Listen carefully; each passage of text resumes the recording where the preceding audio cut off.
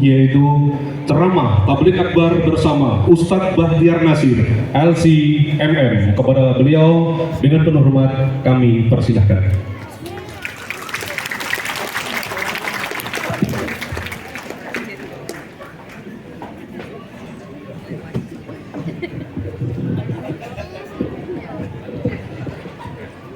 Bismillahirrahmanirrahim. Assalamualaikum warahmatullahi wabarakatuh.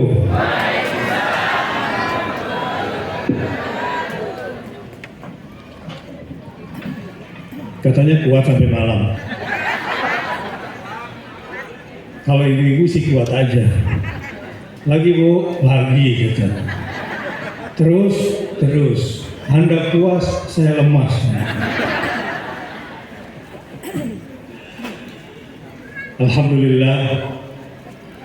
Alhamdulillahilladzi hadana li hadza wa ma kunna linahtadiya laula an hadana Allah. Nashhadu an la ilaha illallah wahdahu la syarika lah. Lahul mulku wa lahul hamdu yuhyi wa yumiitu wa huwa hayyun la yamutu biyadihil khairu wa huwa ala kulli syai'in qadir. Wa nashhadu anna Muhammadan abduhu wa rasuluhu wa khaliluhu wa nabiyyuhu Muhammad sallallahu alaihi wa alihi wa sahbihi wa sallim tasliman katsira. Allahumma fashalli wa sallim wa barik ala nabiyyina wa habibina wa syafi'ina wa qa'idina wa maulana sayyidina Muhammad sallallahu alaihi wasallam.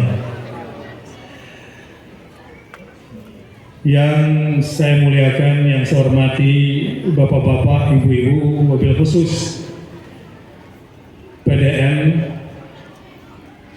Jember. Saya jadi hati-hati takut salah juga tadi penyebutan. Kalau beliau wajar karena sudah 4 kali pertemuan. Bukan begitu Pak Joko? Jadi udah agak lemas kalau malam itu. Jadi agak-agak lupa.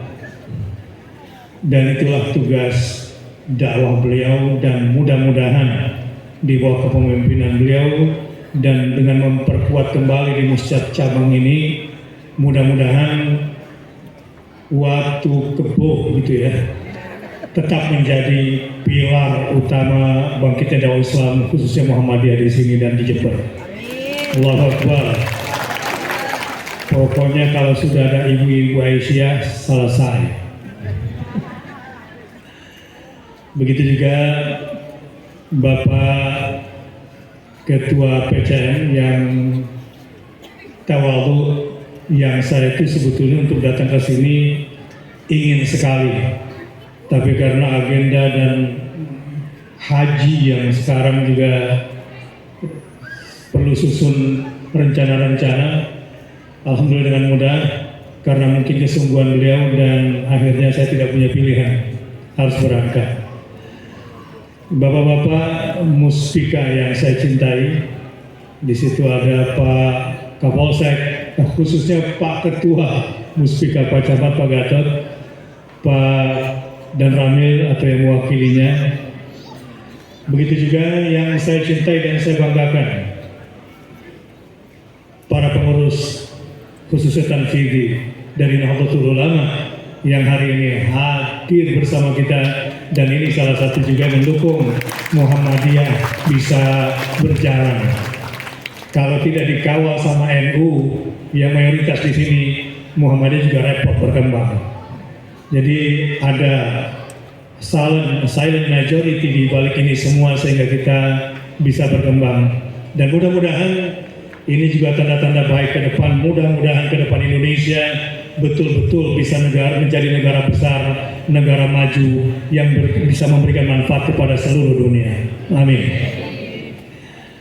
Begitu juga dari LDII yang alhamdulillah hari ini hadir bergabung bersama kita, dan saya juga tidak bisa lupa baik PDM Aisyah, PCM, PCA,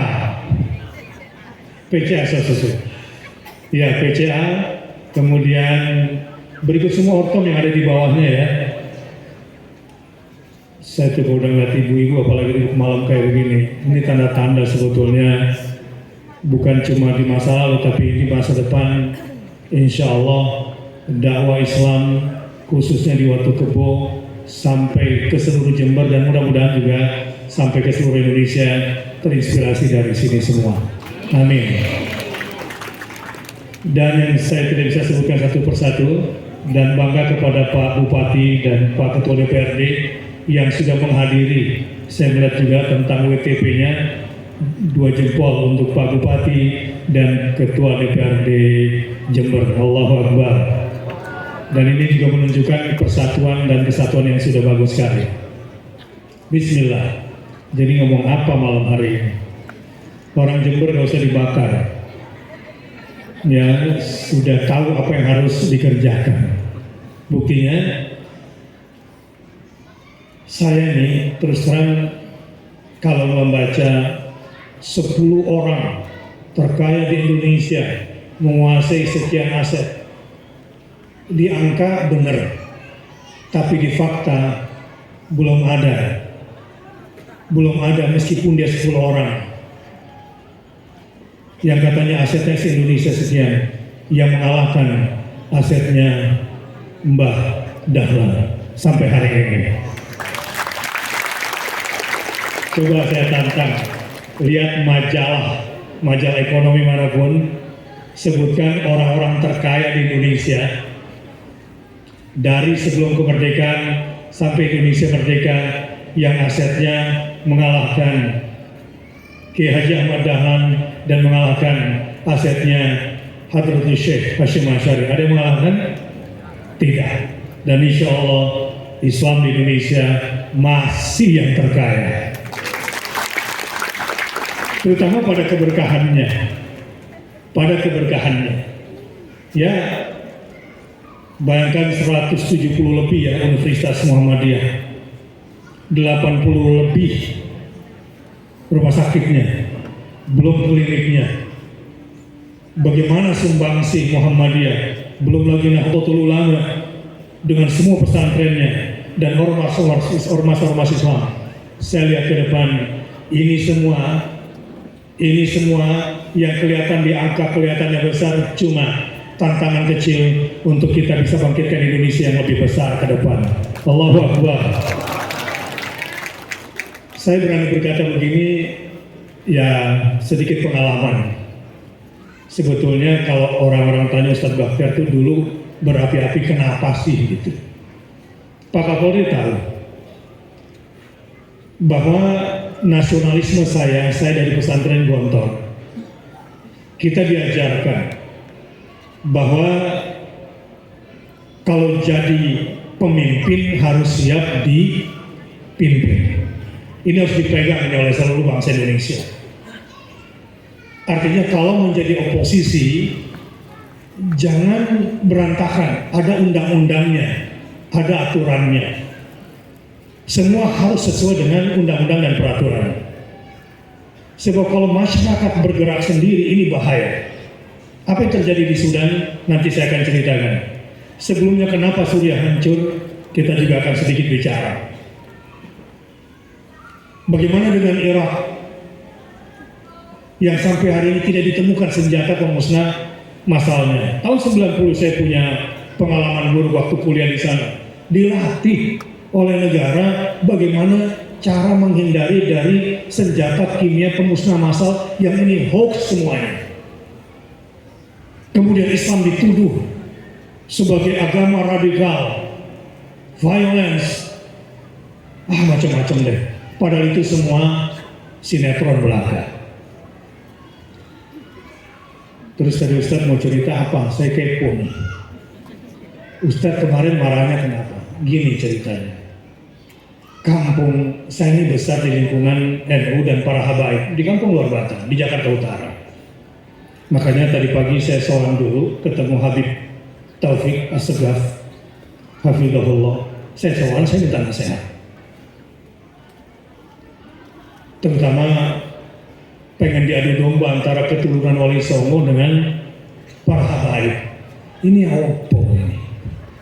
Nggak bisa dipisahkan Wali Songo dengan para Habaib itu satu kesatuan yang tak terpisahkan, baik dari sisi dzurriyyat maupun dari sisi gerakan dakwah mereka asal usul di Indonesia ini. Sebagaimana Muhammadiyah dan NU yang tidak bisa dipisahkan sebetulnya dalam membangun negeri ini dari sisi dakwah. Jadi begini, saya di Gontor tuh diajarin tentang nasionalisme. Kita di kursus Bayangkara, dilatih baris berbaris oleh militer, dan bagaimana bela negara.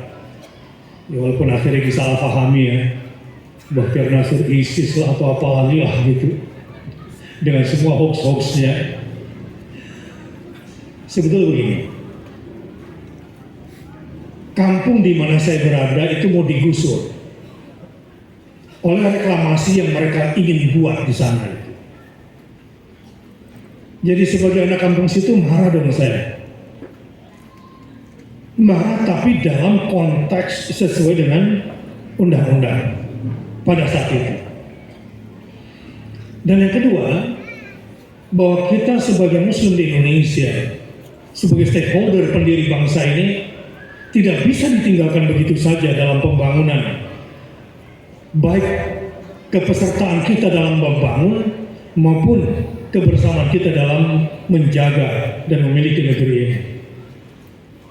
Kalau diceritakan cukup panjang, tapi pada hakikatnya kami berkomunikasi pada saat itu, pada semua, bahkan Pak Presiden kami datang, kepada Kapolri kami datang, kepada Panglima kami berbicara pada saat itu.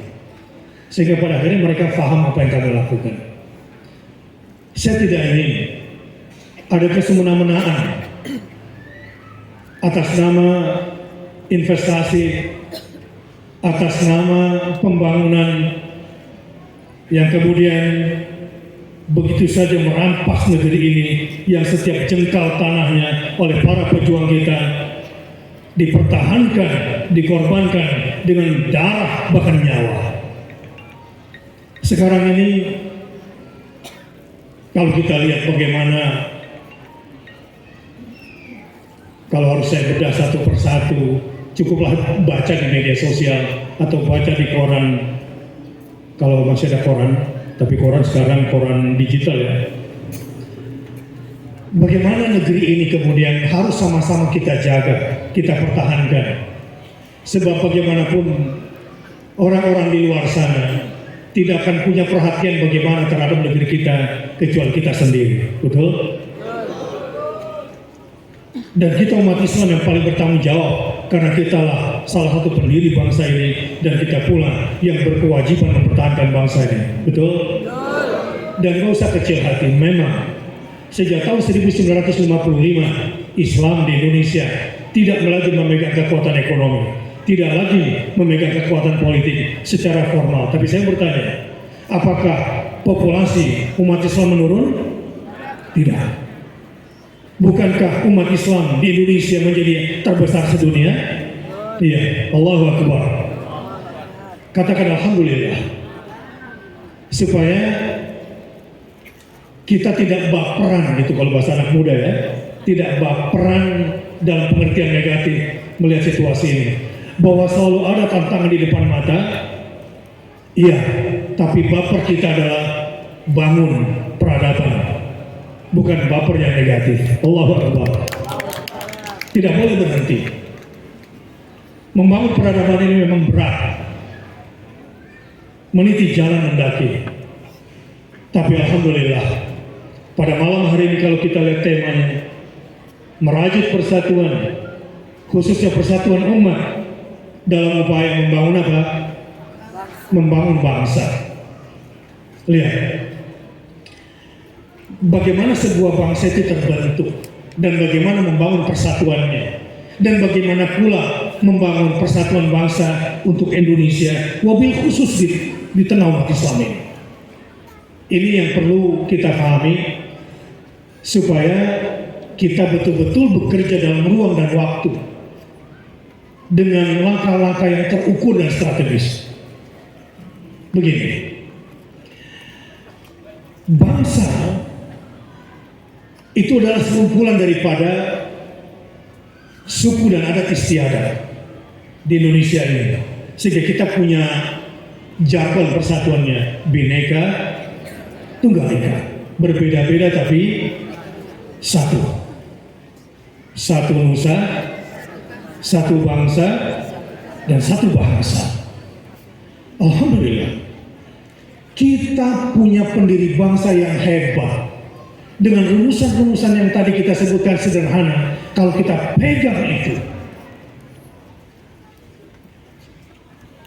dan kita konsisten bersama-sama berpegang, insya Allah mereka sekarang yang mengendarai atas nama Bhinneka Tunggal Ika tapi sebetulnya ingin memecah kita dari dalam, tidak akan punya peluang untuk masuk. Di bawah adat istiadat ada apa lagi? Ada keluarga yang membentuknya. Inilah satuan sosial terkecil satu bangsa. Satuan sosial terkecil satu bangsa adalah keluarga. Keluarga-keluarga di Indonesia ini yang kemudian membentuk menjadi sebuah adat dan istiadat menjadi satu bangsa sudah punya dasar dan pegangannya sendiri. Katakanlah kalau kita bicara persatuan, kita bicara gotong royong. Ini juga merupakan kearifan lokal yang alhamdulillah nggak semua dunia punya kekuatan seperti ada di Indonesia ini. Katakan alhamdulillah. Kemudian keluarga ini dibentuk oleh satuan-satuan individu-individu yang baik. Setelah kita memahami kerangka bangsa, lalu bagaimana kita mengokohkan persatuannya dan mengokohkan pondasinya? Alhamdulillah, yang saya sangat bahagia, pendiri bangsa ini menyusun Pancasila diwariskan untuk kita semua. Yang susunannya secara hierarkis, kalau kita mau jujur, baik sebagai intelektual maupun sebagai ulama, Pancasila dengan urutan-urutannya ini hanya bisa dilahirkan bukan cuma oleh orang cerdas, tapi yang punya hikmah, ketuhanan yang Maha Esa, kemanusiaan yang adil dan beradab. Wallah, ini kalau bukan hikmah nggak bisa. Kalau hanya intelektual tanpa disertai hikmah nggak bisa menyusun dasar daripada negara ini. Dengan semua perdebatan, dengan semua perbedaan, sehingga terseraplah di situ ekstrak daripada ilmu pengetahuan dan kearifan lokal dalam bentuk hikmah.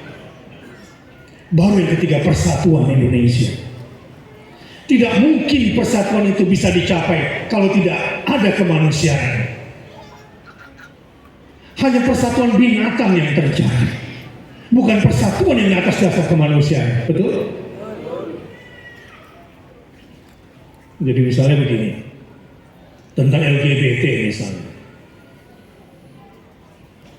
Manusia Indonesia itu memang menghargai kemanusiaan, menghargai kebebasan kemanusiaan, tapi terikat oleh yang adil.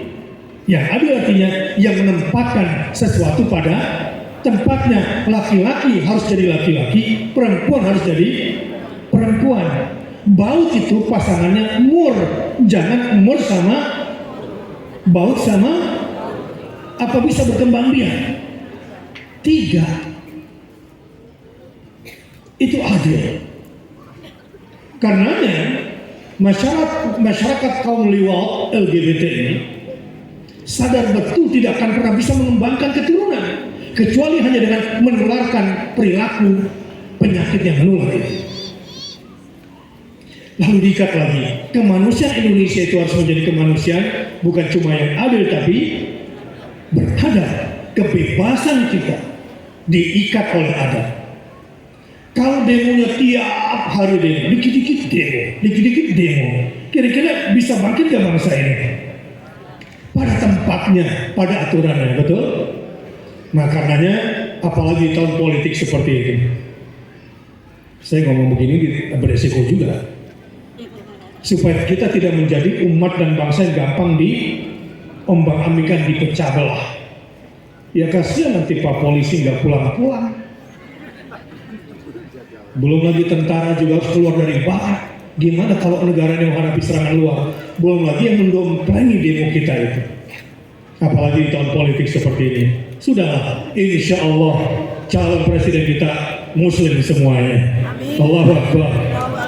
Jangan mau lagi dipecah-pecah atas nama agama. Siap? Siap menjaga perdamaian dan persatuan di Jember? Nih, Muspika sudah menjadi contoh. Pimpinan Ormas sudah menjadi contoh. Enggak ada kepikiran saya datang ke sini. Kira-kira nanti kalau saya lagi tabrak akbar dibubarkan ya enggak? Dibubarkan enggak ya? Enggak ada. Di Jember ini, betul?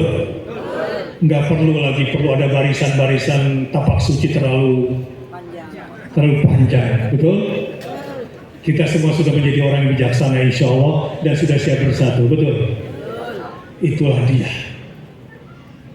Persatuan Indonesia ini diikat dan dirajut. Itu yang saya katakan betapa hebatnya pendiri bangsa ini. Siap pertahankan Pancasila? Siap? Kalau ada yang mau merongrong Pancasila, saya yakin umat Islam khususnya Muhammadiyah yang paling depan menyiapkan lehernya untuk Pancasila. Allahu Akbar. Betul? Cuma hati-hati dengan pendompleng mengatasnamakan Pancasila. Hati-hati. Saya juga bangga. Ini bangsa yang bersuku-suku, berbangsa-bangsa yang sangat besar ini. Tidak mudah memimpinnya. Apalagi keadilan sosial bagi seluruh rakyat Indonesia. Tidak bisa dicapai ini tanpa persatuan bersama-sama. Apa bisa keadilan di negeri ini terjadi dengan hanya menyerahkan pada satu pemimpin saja? Tidak. Kita semua harus bersatu menjadi bagian yang bersatu. Siap memimpin, tapi siap dipimpin. Pemimpin yang buruk adalah pemimpin yang tidak siap dipimpin. Maka saya tidak tahu partainya Pak Camat, saya juga tidak tahu partainya Pak Bupati. Yang jelas Pak Camat nggak ada partainya kan. Tapi kalau sampai Pak Camat punya partai sendiri, lalu nggak mau dipimpin oleh Pak Bupati karena beda partai, kacau nggak Indonesia? Kacau nggak? Di sini para tokoh terutama ya, para pemuda, insya Allah Indonesia ke depan akan siap menyongsong menjadi negara besar baru. Allahu Akbar. Saya sedang tidak basa-basi, ya. Tapi saya selesaikan dulu sila yang kelima. Apa sila kita yang kelima? Yang kedua, yang keempat, kerakyatan yang dipimpin oleh hikmah, kebijaksanaan dalam permusyawaratan, dan ini yang saya maksud. Bahwa keadilan sosial bagi seluruh rakyat Indonesia hanya bisa direalisasikan dengan persatuan Indonesia, tapi persatuan yang diwarnai dengan apa? Bukan yang dikuasai oleh segelintir oligarki ekonomi, bukan dikuasai oleh segelintir oligarki politik, bukan sekedar dikuasai oleh oligarki hukum dan sosial. Tidak bisa. Harus dibangun bersama-sama. Kerakyatan yang dipimpin oleh siapa? Hikmah. Hikmah ini begini kalau dalam bahasa agama.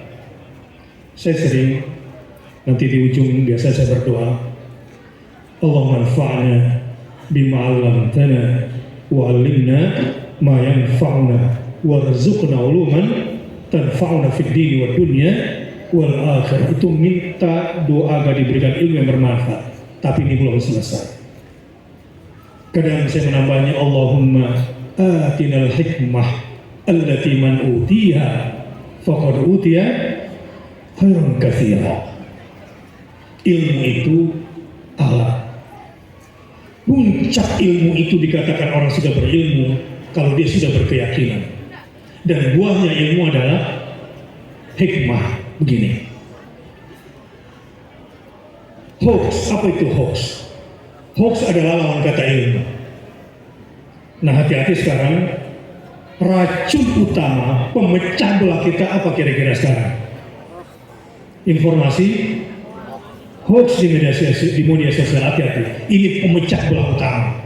Maka bijaklah menggunakan media sosial. Begini, ilmu itu saya katakan tadi adalah alat untuk mengetahui sesuatu sesuai dengan realitasnya. Itu namanya ilmu.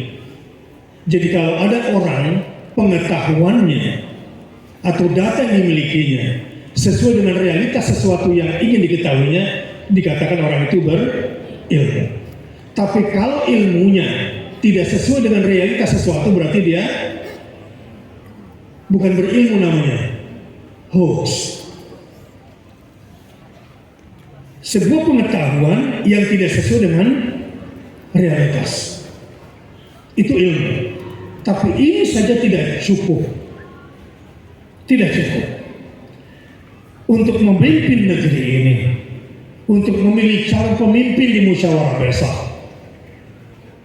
Kerakyatan ini harus dipimpin oleh apa? Hikmah. Apakah mungkin orang itu berhikmah kalau tidak berilmu? Tidak mungkin.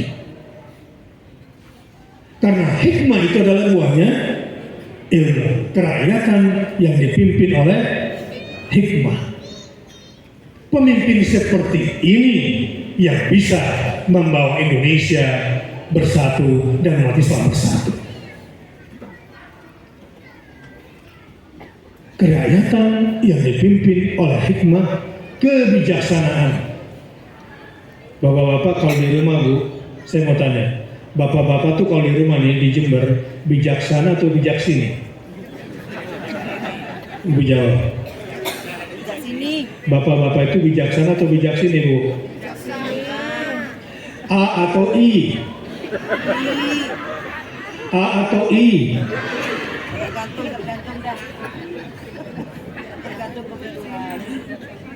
Bapak-bapak tahu nggak kesalahan utama bapak-bapak di hadapan ibu-ibu?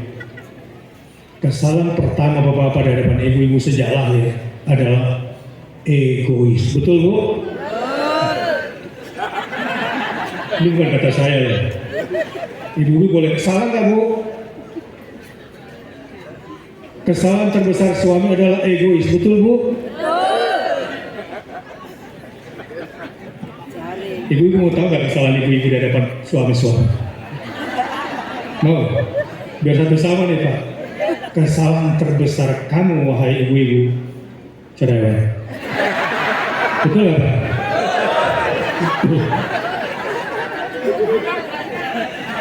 Kira-kira bersatu nggak orang cerewet sama egois? Halo? Bisa nggak bersatu? Tidak. Di mana? Tolong jawab dengan jujur. Kapan si cerewet dan si egois bisa bersatu dan di mana? Ya. Gelap kok. Tahu. Ini hiburan dulu supaya tidak terlalu tegang ya. Sebetulnya bukan egois. Gardi. Ya. Bukan egois. Cuma kurang mengkomunikasikan. Menurut Papa, menurut Bapak, menurut Mas nih, aku nih bagusnya ambil hijab yang putih atau yang kuning. Yang kuning ini sudah banyak, tapi yang putih mahal. Menurut Papa yang mana? Serah. Ya, yang mau jawab yang mana kek gitu ya. Tapi bapak-bapak harus hati-hati juga dengan modus pertanyaan seperti ini, karena ada rangkaian setelahnya. Ya sudah, ambil saja yang putih, Papa yang bayar ya, kan gitu biasa.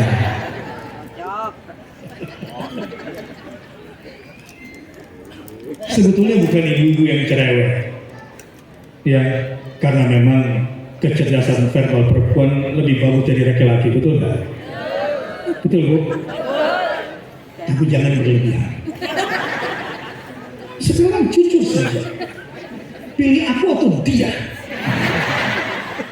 saran saya Bapak jangan jujur. Ya, Pandang.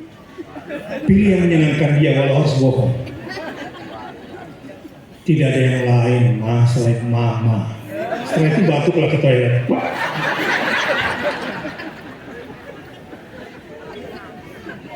Maaf, tadi analogi sejenak. Sebetulnya ketika kita sudah masuk bicara soal keadilan sosial bagi seluruh rakyat Indonesia, di sini memang wilayah yang tidak setiap orang cerdas untuk memahami satu sama lain. Tapi case by case, ya, saya bicara terutama tokoh agama dalam memelihara persatuan. Tadi ngobrol dengan seorang ulama yang menurut saya saleh dan wara. Ustaz,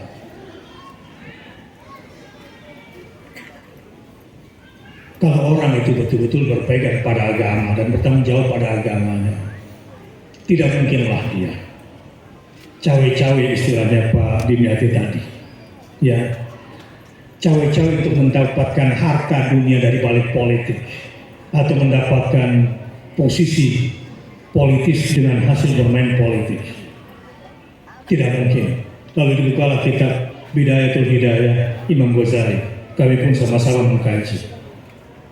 Nah, ini biar saudara-saudaraku di NU juga mengerti tentang saya tertuduh Wahabi misalnya. Bahwa kami sepakat Ahlussunnah itu ya Asy'ariyah, ya Maturidiyah, yang Athariyah, dan kami juga baca kitab Ihya, kita juga baca kitab tadi bareng-bareng sama Habib, kitab Bidayatul Hidayah, membicarakan tentang bagaimana etika seseorang yang beragama, terutama dalam urusan kepemimpinan dan politik, sebaiknya menjauh. Tapi kalau sudah mulai menjual-jual agama, cawe-cawe agama, nah di sini yang membahayakan.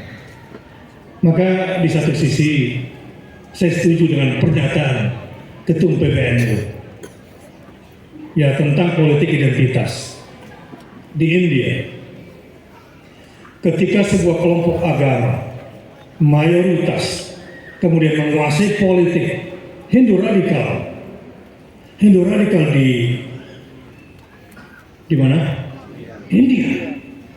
Orang yang tidak sepaham dengan iman mereka, orang yang tidak sepaham dengan akidah mereka, dibantai gak umat Islam yang minoritas di India? Biarkan itu tidak. Ini bahayanya. Karena akan dijadikan pembenaran-pembenaran agama, dan itu terjadi ketika pembelahan terjadi di Suriah. Sehingga sekarang kalau kita lihat dunia Suriah, sedikit saya bicara tentang geopolitik global, karena barangkali apa yang saya sampaikan di sini bukan cuma untuk di sini, karena saya lihat banyak yang live juga, dan suka ada yang tukang potong-potong video juga, sehingga yang diambil yang rada-rada bikin pecah belah juga, ini bahaya. Sehingga omongan saya yang separuh itu yang dipotong, yang udah benci Masuk. ya sudah.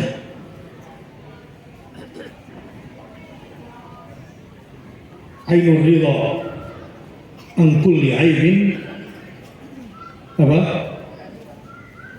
Kalau orang sudah suka, maka aibnya pun dia lupakan. Tapi kalau orang sudah benci, walaupun baik dianggap buruk. Itu suasana skeptis di dalam hati. Nah, karena itu penting untuk dibangun, membangun kebersamaan. Saya belum tanya sama Pak Camat tadi, baru bisik-bisik, Pak, masalah muda di sini yang terbesar apa Pak? Ternyata narkoba, sama dengan di kampung saya itu, dan merata di seluruh Indonesia saat ini. Jadi ini menjadi tanggung jawab kita bersama. Efeknya biasanya kalau narkoba banyak curanmor, otomatis meningkat. Itu satu kesatuan yang tak terpisahkan. Atau pencurian-pencurian yang lainnya, penyakit-penyakit di masyarakat. Maksud saya begini, dulu ketika kita ditipu, dipecah belah, tahun 1990 perang apa di dulu? Irak melawan Kuwait, betul gak? Tahun 90 ingat gak peristiwa Mina? Banyak korban jamaah haji Indonesia di Mina tahun 1990. Saya ingat betul karena saya berada di Tanah Suci. Apa yang terjadi? Dipecah dunia Islam. Tahun 1990 itu sudah ada teknologi yang namanya cropping dan framing. Saya kuliah, tiba-tiba orang-orang Sudan, orang-orang Yaman, dosen-dosen itu diusir dari Saudi. Usut punya usut, karena Presiden Mesir itu ternyata berpelukan dengan Presiden Irak, Saddam Hussein dan Hosni Mubarak. Padahal oleh TV CNN dan TV-TV Barat, pertemuan itu sebetulnya di pertemuan yang lain, tidak ada hubungannya dengan kasus Irak dengan Kuwait pada saat itu. Gara-gara itulah kemudian masyarakat itu pecah belah. Sayangnya orang dulu tidak tahu teknologi cropping. Ya, kalau sekarang kan udah ada teknologi green screen. Hanya gara-gara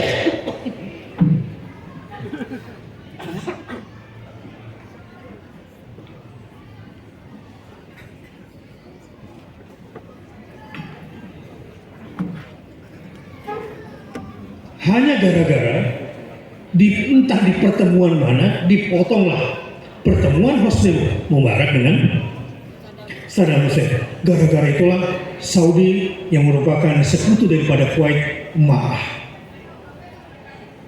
Dan selanjutnya ketika ini pecah dan dunia Islam tidak sadar, berita-berita pun akhirnya semua dipasang. Kira-kira itu pernah terjadi nggak di kita? Dan ada nggak yang bekerja untuk itu? Serius nggak mereka bekerja seperti itu?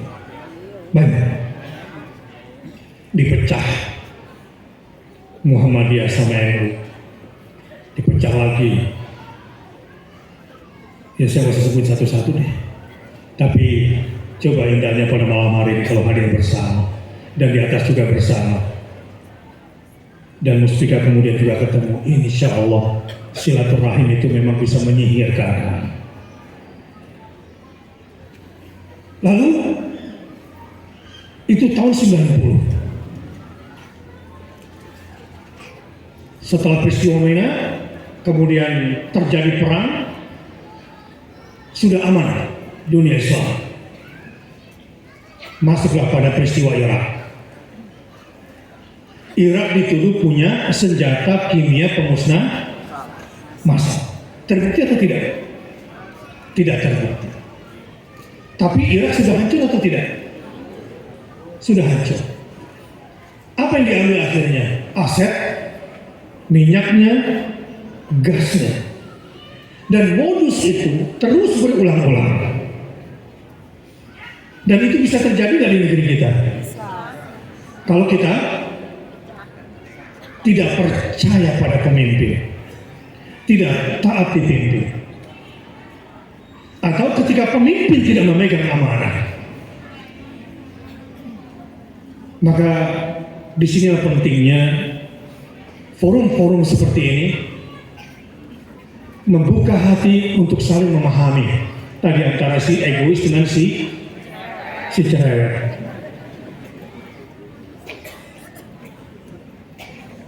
Kalau memang kita sudah merupakan satu bangsa, satu negara, dan sudah punya, kalau istilah Muhammadiyah, Indonesia ini negara apa? Darul Ahdi wa Syahadah. Apa artinya Darul Ahdi wa Syahadah? Negara perjanjian dan negara persaksian. Dan gak boleh saling mengkhianati. Hanya gara-gara di antara kita ada yang dipasok. Cara mereka memecah belah umat Islam itu begini. Ini kadang-kadang umat Islam gampang sekali dipecah. Kasus Uhud seringkali berulang. Lihat, ini saya bicara teknis. Ini buat Pak Kiai. Terima kasih Pak Kiai ya. Kemudian diumumkan bahwa saya sih nyumbang sekian untuk Pak Kiai. Kelompok sebelah kira-kira nyanyi nggak? Itu langkah pertama. Langkah kedua, ini ada dua kelompok yang hampir pecah berbeda, kabar perbedaan, ditaruh di tengah ini. Katakan ini dolar semua, taruh. Kira-kira bakal kalah atau tidak? Lain. Kalah. Hati-hati dengan modus yang mereka mainkan. Modus belah bambu, menginjak yang satu, dan memanjakan yang lain. Kalau kita betul-betul satu bangsa, kalau betul-betul kita satu umat, dengan prinsip gotong royong yang sudah kita pegang, kebersamaan untuk bangsa ini, dengan kearifan-kearifan yang sudah kita miliki, harusnya jangan kita mau diperlakukan dengan cara bodoh seperti ini.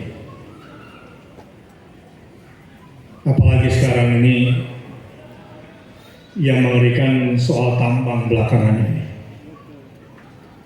Allahu Akbar. Tapi jangan pernah salahkan orang lain. Tengoklah diri sendiri. Kalau kita bersatu, tidak mungkin kita dibeginikan. Dan yakinlah, uangnya umat Islam Indonesia itu yang punya kekuatan filantropi ini akan cepat bisa menyelesaikan persoalan ekonominya. Kalau mereka betul-betul mau menjalankan prinsip gotong royong yang sudah menjadikan Indonesia ini ada. Kalau kearifan lokal ini kita pegang, lembaga-lembaga zakat jujur menjalankannya, lembaga-lembaga filantropi juga jujur menjalankan. Walhasil, saya ingin membawa sekarang, lalu apa sebetulnya Ustaz pada pertemuan malam hari ini yang bisa merekatkan persatuan kita, jalinan keumatan dan kebangsaan kita. Karena di depan saya umat Islam semua. Tidak mungkin terjadi persatuan Indonesia tanpa ketuhanan yang Maha Esa. Dan sesama umat Islam tidak mungkin bersatu tanpa La ilaha illallah. Sama-sama. La ilaha lagi. La ilaha illallah. Inilah kalimatul tauhid. Disinilah wahdatul kalimah. Sesama umat Islam tidak akan pernah ada persatuan kalau copot daripada la ilaha illallah.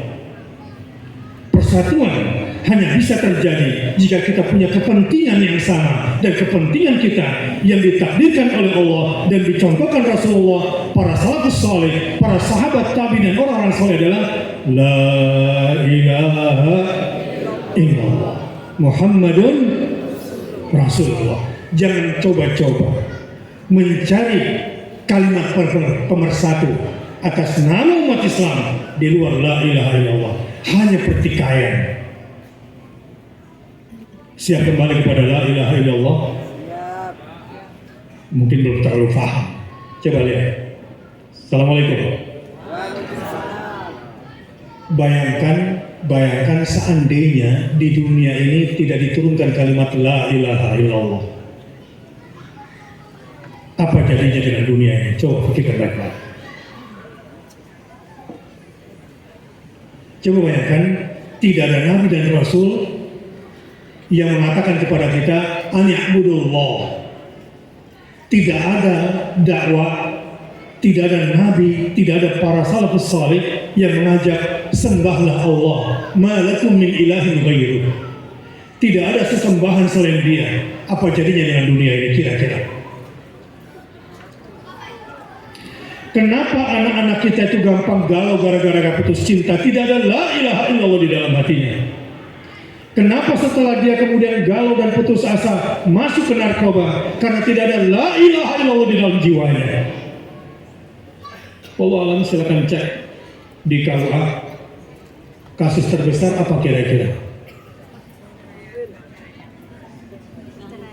Masalah waris atau masalah perceraian? Perceraian tertinggi karena apa? Tolak atau khulu? Mudah-mudahan salah. Kemungkinan besar khulu. Bukan laki-laki yang menceraikan, tetapi perempuan yang minta dilepas. Ini bukan masalah biasa loh. Dan anehnya suami bekerja, istri bekerja, tapi perceraian alasannya ekonomi. Nggak masuk di akal sebetulnya.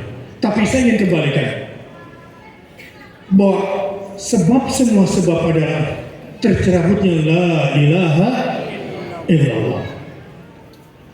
Mungkin perlu diulang terus tentang fadailu la ilaha illallah, keutamaan daripada la ilaha illallah, yang artinya la ma'budu bihaqqin illallah. Tidak ada yang hak, tidak ada yang absolut pantas untuk disembah melebihi Allah. Contohnya begini, saya mulai dari bawah. Ajari anakmu bahwa tidak boleh ada yang lebih dicintai melebihi Allah. Ajarkan kepada anak kita bahwa tidak boleh ada yang lebih ditakuti melebihi Allah. Ajari kepada semua anak didik kita, tidak ada yang boleh untuk digantungkan harapan melebihi Allah. Ajarkan kepada semua yang kita kenal bahwa tidak ada yang boleh kita jadikan sandaran melebihi tawakal kita kepada Allah. Ini barangkali secara aplikatif tauhid, bahwa jika ingin membangun generasi yang kuat, rumah tangga yang kuat, suku dan adat istiadat yang kuat, bangsa yang kuat ini, kita sudah dipilihkan, sudah dicontohkan bahwa harus kembali kepada la ilaha. So kalau tidak, bayangkan sekarang tidak ada la ilaha illallah. Kalaupun ada hanya sebatas zikir, tapi tidak sampai di hati dan tidak ada di logika, apa jadinya? Yang namanya manusia butuh cinta atau tidak? Terus kalau tidak ada Allah yang dicintai, apa dan siapa yang dicintai? Pertama, yang dilihat di depan matanya. Yang kedua, yang sesuai dengan syahwatnya. Pada saat itu kira-kira manusia sama nggak dengan binatang? Sama. Jadi bahaya nggak kalau tidak ada la ilaha illallah di dalam hati kita? Tabiat manusia butuh nggak menggantungkan harapan? Ya. Banyak persoalan-persoalan yang kita tidak bisa menyelesaikannya. Kita membutuhkan jalan keluar. Kita menggantungkan harapan pada sesuatu yang kuat. Kalau tidak ada Allah, kemana larinya? Dukun. Apa lagi? Cari kepastian-kepastian. Padahal tidak ada yang bisa memastikan selain Allah. Bahaya gak manusia kalau tidak ada la ilaha illallah? Takut dipecat, takut lapar, takut miskin, takut ditinggalkan, takut kehilangan. Apa yang dilakukan oleh manusia? Ketika takut itu mencekam dirinya, kalau tidak ada Allah, maka di situ manusia akan tertindas. Perilakunya menjadi perilaku manusia rendahan yang siap ditindas. Alhamdulillah, Indonesia diwariskan satu kalimat untuk menjaga kemerdekaannya dan persatuannya dengan satu kalimat, merdeka atau mati. Dengan la ilaha illallah kita sudah diajarkan konsep kita dari biha nahya wa biha namut. Untuk kalimat ini, bersama kalimat ini, dengan kalimat ini kita hidup, dan untuk kalimat itu pula kita mati. Allahu Akbar. Kalau kita lihat bangsa-bangsa yang dimusnahkan, bangsa-bangsa yang dihancurkan, karena sudah copot dari mereka la ilaha illallah. Saya ingin katakan bahwa tidak ada kalimat pemersatu di umat Islam, dan tidak ada yang paling kokoh untuk kita jadikan sebagai pegangan untuk bersatu selain kalimat apa? La ilaha Sebab kalau sudah seperti itu, sudah berpegang kepada la ilaha illallah, apalagi kita berusaha untuk istiqamah lillahi ta'ala, man kana akhiru kalamihi la ilaha illallah dakhala jannah. Barang siapa yang akhir kalimatnya la ilaha illallah, maka dia akan masuk surga. Dan bumi ini, kalau kita lihat kenapa bumi masih berputar pada porosnya, bulan, matahari, bintang-bintang semua masih pada porosnya, karena mereka masih menjalankan wama khalaqul jinna wal insa illa liya'budun. Selama mereka menegakkan la ilaha illallah, maka fasilitas langit, bumi, dan yang diantara keduanya akan diberikan oleh Allah Subhanahu wa Ta'ala. Sebaliknya, jika penghambaan bukan lagi kepada Allah, bergeser menjadi penghamba materi, kenapa dia menjadi koruptor? Karena dunia sudah begitu besar di depan matanya. Celakalah orang yang menjadi pecinta dunia seperti orang yang berbondong-bondong, berebutan masuk pintu yang sempit. Misalnya berebutan jadi wali kota, berebutan jadi bupati, banyak apa minatnya? Berebutan jadi caleg di dunia, berebutan nggak merebutnya? Berebutan, kira-kira akan terjadi gesekan nggak? Akan terjadi benturan nggak? Pasti. Beda halnya kalau dia pencari akhirat. Pencari akhirat, pintunya luas nggak? Penggemarnya banyak nggak? Dikit. Masuknya gampang nggak? Terus kita mau cari apa?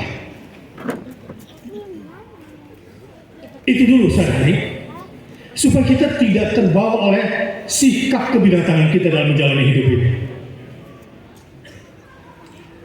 Sehingga keputusan yang akan kita ambil ke depan juga menjadi cerdas.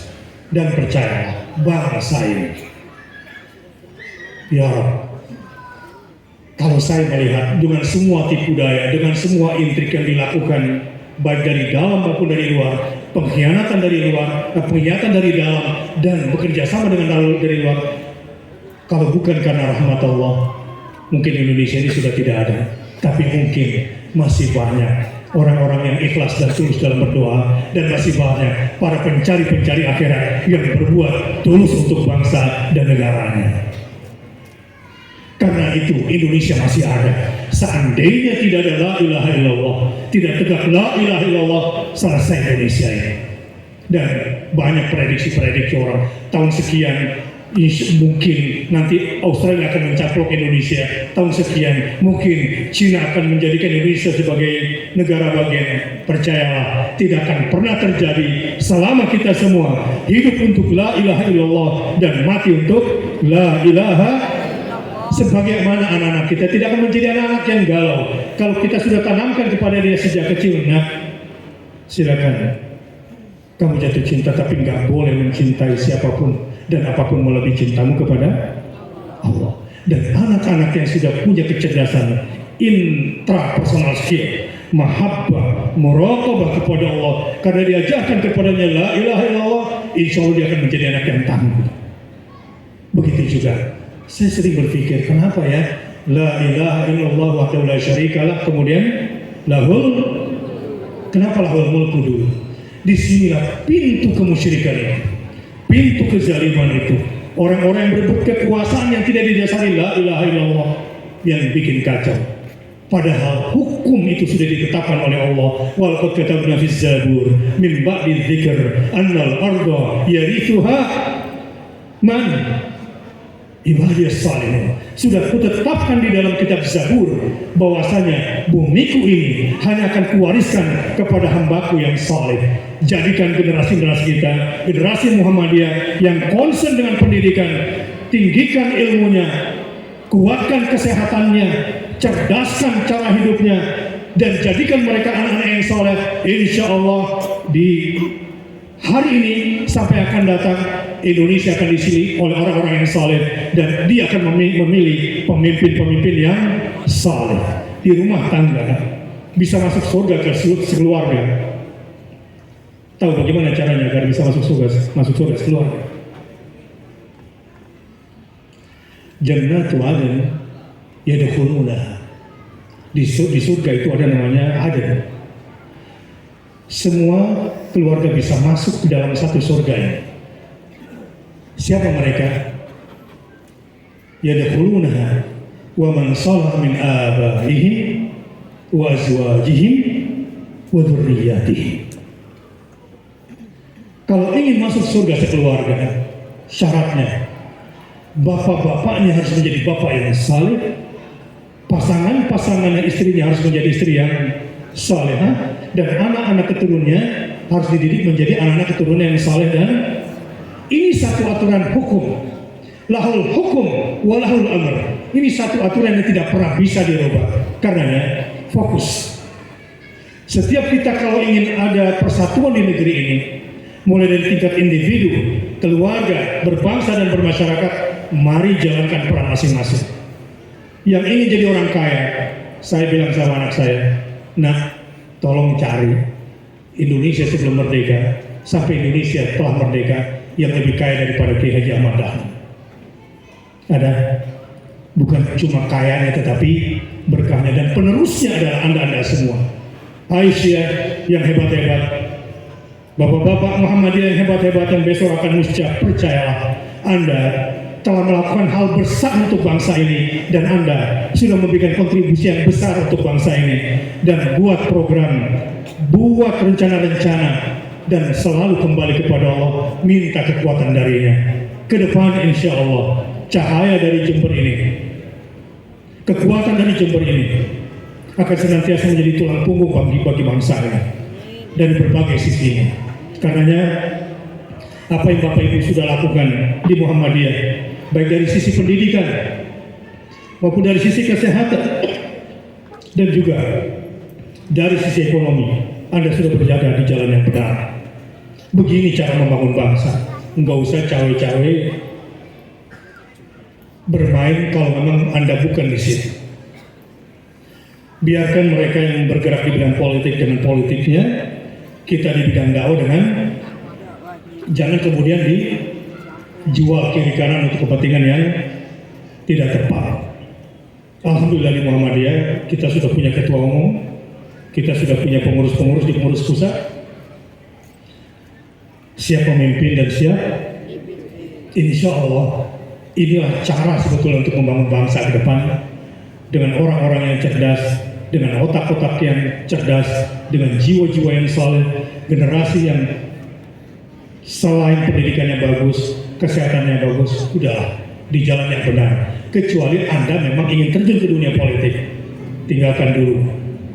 Jangan gunakan ini sebagai kendaraan politik untuk kepentingan Anda sendiri, sebab ini bisa mengganggu kapal besar Muhammadiyah yang insya Allah akan berlayar dan memberlayarkan bangsa Indonesia kepada peradaban yang gemilang. Ini saja yang saya sampaikan. Semoga Allah Subhanahu wa Ta'ala berkahi musyawarahnya, berkahi program-programnya, dan Allah berikan taufik untuk bisa menjalankannya dengan baik.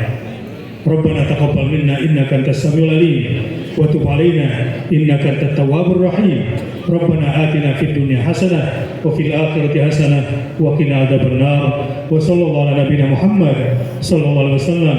Subhana rabbika rabbil izzati amma yasifun wa salamun alal mursalin walhamdulillahi rabbil alamin. Wassalamualaikum warahmatullahi wabarakatuh.